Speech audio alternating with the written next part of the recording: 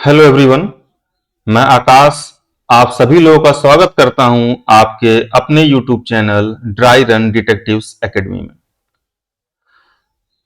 आज की इस वीडियो में हम लोग डिस्कस करेंगे आरडीबीएमएस के चैप्टर 1 या बोल सकते हैं हम लोग ये टॉपिक 1 जो है हम लोगों का डाटाबेस कॉन्सेप्ट्स एंड डिफिनीशन के बारे में। तो चलिए शुरू करते हैं डाटाबेस कॉन्सेप्ट एंड डिफिनीशन से।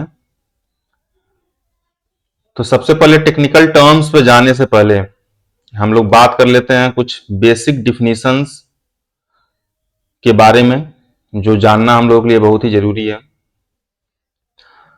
तो फर्स्ट हम लोग स्टार्ट करते हैं डाटा से कि डाटा क्या है।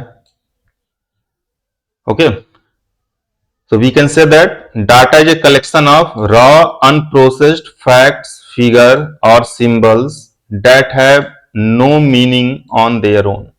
इसका क्या मतलब है कि जो डाटा है वो रॉ फैक्ट्स होते हैं, फिगर्स होते हैं, वो सिंबल के फॉर्म में हो सकता है, लेकिन उनका कोई अपना मतलब नहीं होता, कोई उनका अपना मीनिंग नहीं होता है।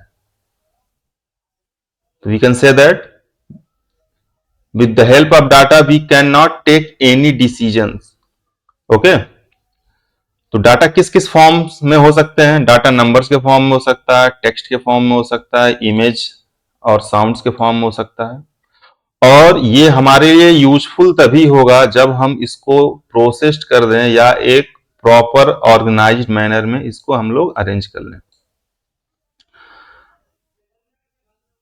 डाटा जो हम लोग का प्लूरल फॉर्म में होता है और इसका अगर हम लोग सिंगुलर फॉर्म में बात करें तो होता है हम लोगों का डाटम। अब इसका क्या मतलब है? डाटम क्या होता है? कोई भी सिंगल वैल्यू और किसी सिंगल वेरिएबल के लिए वो हमारा क्या कहलाता है? डाटम कहलाता है। For example a students mark, यानी कि कोई एक स्टूडेंट है और उसका कोई मार्क है। मान लो कि कोई स्टूडेंट है, उसका सीएस सब्जेक्ट का जो मार्क है वो है 50। तो यहां पे स्टूडेंट भी सिंगल है और उसका एक इंडिविजुअल सब्जेक्ट का मार्क्स है, तो ये हमारे लिए क्या होगा? डाटम हो जाएगा। डाटा कब कहलाएगा? ये collective set of those values, means कि क्लासरूम में जितने भी बच्चे हैं उनका सीएस में जो मार्क्स है, कंप्यूटर साइंस सब्जेक्ट में जो मार्क्स है, अगर उसका हम लोग कलेक्शन कर लें तो हमारा क्या बन जाएगा? वो डाटा बन जाएगा। अब यहां पे कुछ एग्जांपल हम लोग लेते हैं, जैसे कि यहां पे एक नंबर लिखा हुआ है 85, एक टेक्स्ट फॉर्म में नेम लिखा हुआ अमन और टेक्स्ट फॉर्म में कंप्यूटर साइंस लिखा हुआ है। अब 85 यहाँ पे क्या है? किसी के मार्क्स को रिप्रेजेंट कर रहा है, किसी के परसेंटेज को रिप्रेजेंट कर रहा है, किसी क्वांटिटी को रिप्रेजेंट कर रहा है, ये हमको नहीं पता है। अमन जो लिखा हुआ है किसी स्टूडेंट का नेम है, किसी टीचर का नेम है, किसी नॉन टीचिंग स्टाफ का नेम है, ये भी हमको कंफर्म नहीं है यहाँ पे। कंप्यूटर साइंस जो लिखा हुआ है यहाँ पे कोई सब्जेक्ट लिखा हुआ है, किसी डिपार्टमेंट का नेम लिखा हुआ है। तो आप इसको डिफिनीशन से रिलेट कर पा रहे हैं कि डाटा का अपना कोई मीनिंग नहीं होता है जब तक हम लोग इसको एक प्रॉपर मैनर में इसको हम लोग प्रोसेस ना कर दें, ऑर्गेनाइज ना कर दें। अब नेक्स्ट जो हम लोग का कॉन्सेप्ट आता है वो हम लोग का इंफॉर्मेशन। तो इंफॉर्मेशन का डिफिनीशन क्या कहता है कि इंफॉर्मेशन इज प्रोसेस्ड और organised data that is meaningful, interpretable and useful for decision making. We can say that the processed form of data is known as information। और जो इंफॉर्मेशन होता है वो मीनिंगफुल फॉर्म में होता है और उसकी हेल्प से हम लोग कोई डिसीजन ले सकते हैं। अब यहां पे हम लोग एग्जांपल देखते हैं। Aman scored 85 marks in computer science.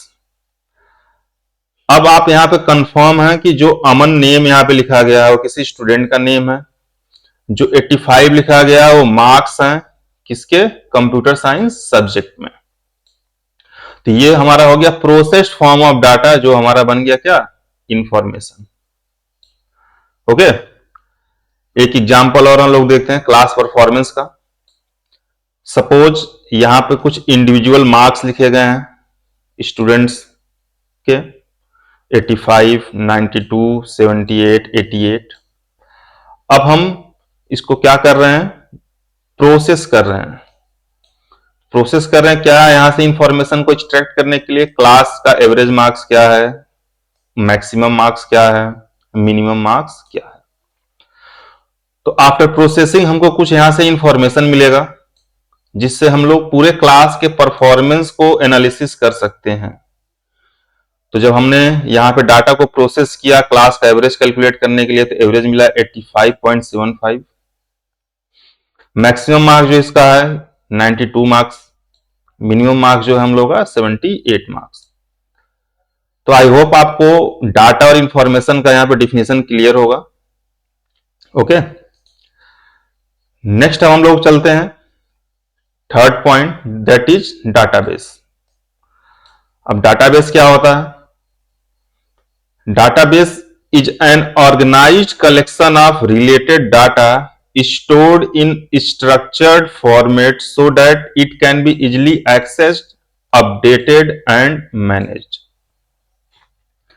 अगर सिंपल लैंग्वेज हम लोग इसको बोले तो जो भी हमारा कलेक्शन होता है डाटा का और वो एक स्ट्रक्चर्ड फॉर्म में होता है। स्ट्रक्चर फॉर्म मीन्स हम लोग डाटा को टेबल के फॉर्म में हम लोग स्टोर करते हैं, तो हमारे क्या हो गया, एक स्ट्रक्चर फॉर्म में हो गया। अब जब डाटा हम लोग का टेबल के फॉर्म में स्टोर होता है तो इसको हम लोग इजिली एक्सेस कर सकते हैं, वहां से डाटा को रिट्रीव कर सकते हैं। कोई भी अपडेशन अगर होगा डाटा में, डाटाबेस में, तो वहां उसको हम लोग अपडेट भी कर सकते हैं और उसको इजिली मैनेज भी कर सकते हैं। आगे अभी हम लोग देखेंगे कि कैसे हम लोग डिफरेंट डिफरेंट सॉफ्टवेयर के थ्रू डाटा को एक्सेस करेंगे, उसको अपडेट करेंगे और उसको मैनेज करेंगे। तो डाटाबेस कहां कहां पे यूज हो रहा है, कुछ एग्जांपल्स हैं यहाँ पे। तो स्कूल में हम लोग डाटाबेस का यूज करते हैं स्टूडेंट्स के रिकॉर्ड को मेंटेन करने के लिए। लाइब्रेरी में बुक्स के कैटलॉग को मेंटेन करने के लिए हम लोग डाटाबेस का यूज करते हैं। बैंक में हम लोग यूज करते हैं जो भी कस्टमर्स हैं उनके अकाउंट के इंफॉर्मेशन को मेंटेन करने के लिए। तो ये तो था हम लोग का बेसिक कॉन्सेप्ट, डाटा क्या होता है, इंफॉर्मेशन क्या होता है और डाटाबेस क्या होता है। तो आज की इस वीडियो में बस इतना ही। नेक्स्ट वीडियो हम लोग बात करेंगे फाइल सिस्टम के बारे में और ट्रेडिशनल वर्सेस डाटाबेस के बारे में। Thank you for watching this video. और अगर आपको वीडियो पसंद आया तो इसको लाइक करें, सब्सक्राइब करें मेरे चैनल को और शेयर करें।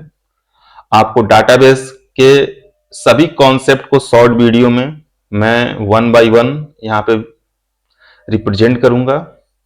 और कमेंट में करें कि आपको क्लास 9 to 12 किस सब्जेक्ट का लाइव क्लास आपको चाहिए।